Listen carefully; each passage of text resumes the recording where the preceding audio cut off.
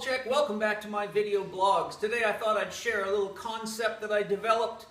This type of training is very much in line with what you get in Chek Exercise Coach, Chek Level 1, Chek Level 2, Chek Level 3, Chek Level 4. We go into a variety of much deeper things such as Native American healing and integration of all the Chek teachings. Today we're going to talk about fast conditioning. So I'll break that acronym down for you and I'll explain what this means, but this is a technique that most good strength and conditioning coaches know intuitively, but if you don't have a deep enough understanding of the anatomy and physiology of how the musculoskeletal system works, you can easily overlook very, very important things. And what I'm going to share with you today will help many of you, A, save time in the gym, B, not get hurt because you understand what's happening to you, and these concepts should give you a sense of when to modify what you're doing based on the feedback you get from your body as you're training and the information I share here. So fast conditioning, what does that mean? F for form, A for activation, S for stabilizer, T for tempo.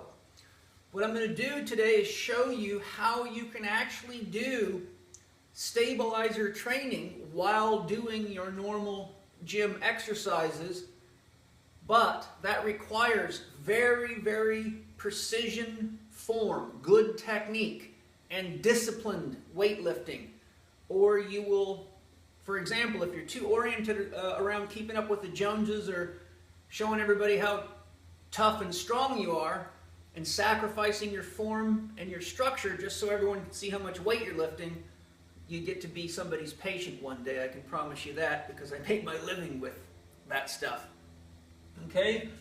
So what we're going to do here is look at form. You have static and dynamic orthopedics. So if we step over here for a minute to the deadlift bar,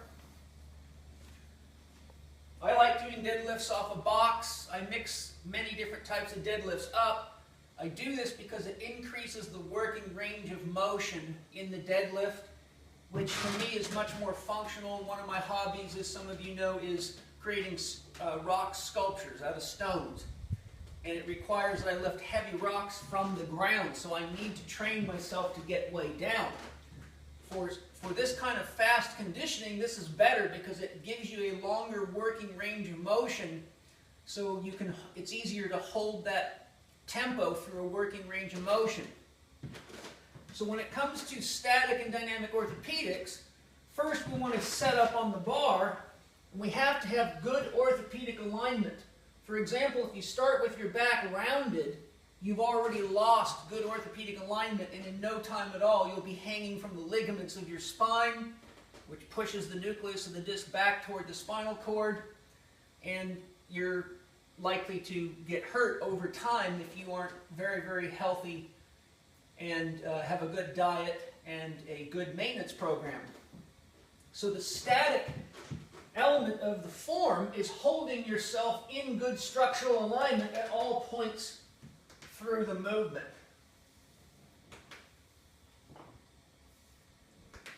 Okay? Now, the dynamic element is the fact that you're moving. The static element is maintaining the correct orthopedic relationships and timings through the movement. So for example, in the deadlift, if you think it's legs to knees, so you use your legs to lift the bar till the bar's at the knees, and then you stand up. It's back to knees, bend forward, and then when the bar passes your knees, slowly lower the bar to the ground or whatever your tempo is. So there you can see the static element is holding the correct orthopedic alignment and maintaining the optimal sequences for every movement. Now you can learn a lot about a variety of movements by studying my Gym Instructor video series, which is on DVD. I take you through a wide variety of movements. So the key point here is form relates to static and dynamic orthopedics or kinesiology if you want the science of movement. Activation requires conscious awareness. So if I'm doing that deadlift and my goal is to strengthen, say, my inner unit or my intrinsic spinal stabilizers, such as the rotatories, intertransversarii, interspinalis, multifidus, those are your chief intertransversarii muscles, or segmental stabilizers, then I have to have conscious awareness on that part of my body. Now, many of you know, for example, when you're doing a deadlift or a squat or a front squat or lunges, when these deep intrinsic stabilizers are getting fatigued, because you can't hold the bar, you can't hold proper orthopedic alignment. So what you'll see is you may be able to still lift the weight, but as those intrinsic stabilizers fatigue, you will no longer be able to hold your curve, so you'll start rounding as you're coming up, like so. Okay? But you need to keep proper orthopedic alignment. Maintaining that curve has a lot to do with the activity, particularly of the multifidus on the back side and activation of the psoas muscles on the front side. There's many other muscles, but to keep it simple, we'll stay with that. So if you start losing form while you're doing this type of training, you're no longer actually doing this type of training anymore. You're just reinforcing an old pattern. So again, we're focusing on activation of key muscles. We know which muscles we're looking for, because if we know what good form is in an exercise, we can sense when our form begins to break which specific muscles are giving out. For example, using the deadlift as an example again, some people's hands will give out before anything else gives out. Some people will start getting stress in their neck. Some people will feel it between their shoulder blades. Some people will feel it that their low back is letting go. That's the most common spot. Some people will have legs that give out, and so when their legs give out, they cannot lift the bar properly with the legs, so they try to do it with their back, which ends up causing rounded back postures. Now, just for some of you, overly technical people out there, no, I'm not against round back deadlifts, but I don't think it's wise to do round back deadlifting unless you have a very, very solid working knowledge of the body that you wear, and you know for sure you don't have protruding bulge discs and other risky problems going on, okay? And you know the science of conditioning. So, next, stabilizer. Your stabilizer muscles, that's a big term. You have local stabilizers and global stabilizers. For example, when I bend over to do that deadlift, to hold that position requires activation of the latissimus dorsi, the gluteus maximus, the hamstrings, the whole abdominal wall. If you want a good abdominal training program, just bring yourself up to 4 RM or less in the deadlift, and your core has to work or you're going to get an injured spine. So all of our muscles in our whole body could potentially work both in a global stabilizing function if they cross multiple joints, or in a local if they cross small numbers of joints. 1 to 3 is the working norm for that system. So, as I said, your stabilizers that get fatigued are usually the ones that hurt in the area that you feel in a given exercise, which could change, as I said, from person to person. Tempo is very, very important, because if you want to condition your stabilizers specifically, you need to choose a tempo that allows you to get the right number of seconds per set to activate muscles that are predominantly used for stabilizing. So now we're going to be focusing, we could be focusing on global, but we're really going to be focusing on the deeper muscles. A lot of your global stabilizers are high in fast twitch fibers, such as your abdominals. Your abdominal muscles, your rectus abdominis, your external oblique, for example, are much higher in fast twitch fibers than they are in slow twitch. but they have significant global stabilizing functions. So what we're going to do is look at, if I wanted to stabilize, improve the stability of my intrinsic back muscles and learn to hold perfect spinal alignment even under high intensities, I have to know the basic energy cycle of the different muscles. So if you come closer, just so you can see the blackboard, your 2B fibers, which are your anaerobic explosive fibers, reach their peak performance in about 8 to 12 seconds and quickly drop off. Your 2A fibers have a working potential where they can reach peak performance between 1 and 2 minutes before they, shall we say, drop off. And then you see the aerobic system is progressively ramping up. And as your fast glycolytic energy system or your lactate system is starting to burn out, you're switching into an aerobic dominant activity. How many reps you do and how long you stay in a set will determine how far through this spectrum that you go.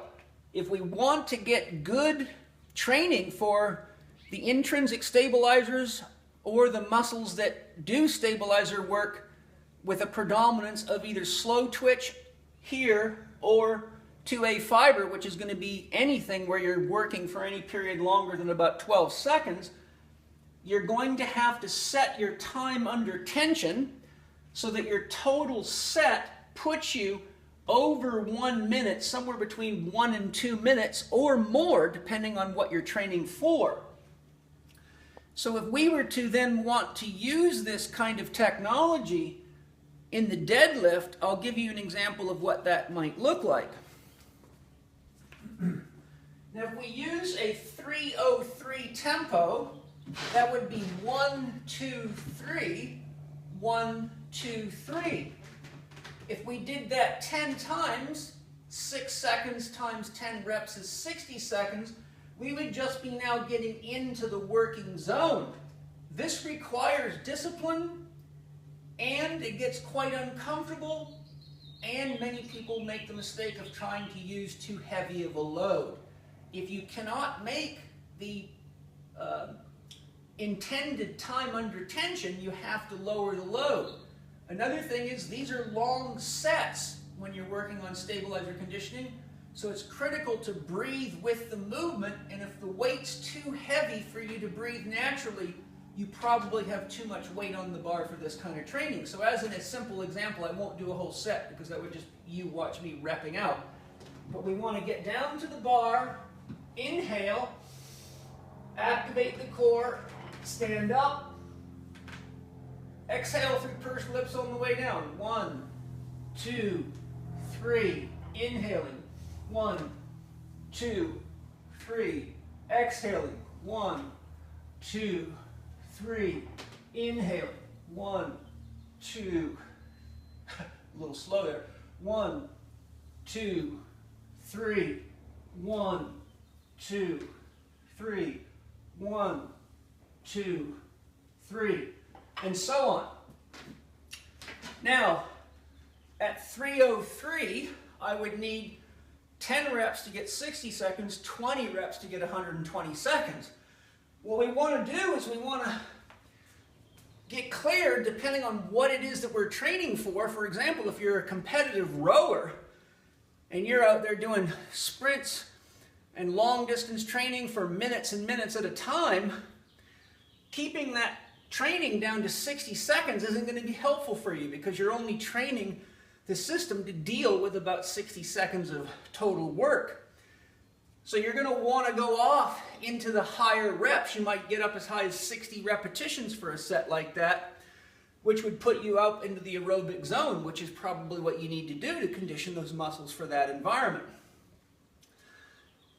So now that we understand that, we've covered the breath, you have a pretty good idea now of what fast conditioning is. Fast because if you do this properly, you don't usually get stuck with injuries and have to go off and do isolated stabilizer training. You integrate the stabilizers into the system. Once again, remember that if you have anything wrong with your glands or organs, such as gluten intolerance or any kind of disruption of the digestive or eliminative system, any of the glands and organs, can reflexively control the muscles that they're neurologically connected to, and all the muscles in the abdomen have connections to the muscles along the spine. So it's very, very common for people with GI problems or constipation and a number of things not to be able to activate these stabilizer muscles, which is also a common problem behind why people can't hold good form with exercises. My book, How to Eat, Move, and Be Healthy, takes you through questionnaires and shows you how to isolate which systems in your body may be causing trouble that's showing up as musculoskeletal problems. My book, The Last 4 Doctors Will Ever Need, How to Get Healthy Now, an ebook, gives you other information that could be very useful. If you want to learn more about adjusting reps, sets, loads, and tempo, then I talk about that in my correspondence course called Program Design. Scientific back and scientific core training go into this in a much deeper, much more orthopedic way. And as I said, the Gym Instructor series teaches you the right technique for a wide variety of gym exercises. So again, the key is optimal form, both static and dynamic. Be consciously aware of what it is that you're training and which muscles are fatiguing when you're working out. That's your weak link. A chain is always only as strong as its weakest link. Usually it's going to be a stabilizer function that's letting go, not always but often. We want to remember we have local and global stabilizing functions. So for example, your intrinsic spinal stabilizers, if you're that rower again, you may have good aerobic conditioning in those muscles, but then if I take you in the gym and ask you to do 6 RM sets, you may be globally too weak to make it through the set. So I would then have to focus on the bigger muscles such as the lats, the glutes, the hamstrings, etc. Again, the tempo determines where you're at, what you're conditioning. Fast twitch would be global stabilization. Your 2A and type 1 fibers are both more involved in local stabilization as well as global stabilization. Knowing the time under tension, keeping your breathing active because these sets often get long, ideally having mirrors at multiple angles or training with a partner who knows what good form is to help you know when you're losing your back or your shoulders or your head. Those are all supportive points that I highly recommend. If you have challenges and you're not sure what's wrong with you, my recommendation is to find a Chek exercise coach all the way up to level 4. The higher the number, the more training they have, and they can do a proper assessment on you and identify exactly what your weak link is, whether it be internal or structural. So I hope you enjoy some fast conditioning. Thanks for joining me today. I'll see you sometime soon with another interesting video blog. Bye-bye. Thank you.